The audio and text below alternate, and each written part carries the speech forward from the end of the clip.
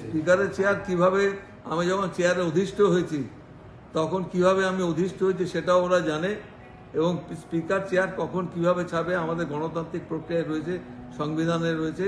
কিন্তু এইভাবে চিৎকার করে স্পিকারের দিকে দৌড়ে এসে চেয়ার ছাড়ানো এইসব কোনোদিন হয়নি, এবং ওরা এই যে অস্থিরতা সৃষ্টি করার চেষ্টা করছে। গতকাল শুনলাম বারুইপুরে গিয়েও গণ্ডগোল করে এসছেন। এটা বারুইপুরে আমি ছিলাম না, কিন্তু বারুইপুরের মানুষ, তাদেরও তো গণতান্ত্রিক অধিকার রয়েছে মিটিং মিছিল করার। আমি শুনেছি তারাও অনুমতি নিয়েছিল পুলিশের কাছ থেকে। তা সত্ত্বেও যেভাবে শান্তিপূর্ণভাবে তারা বারুইপুরে গিয়ে তাদের বক্তব্য, যেহেতু তাদের লোক না হলে তারা মিছিল করবে কাকে নিয়ে?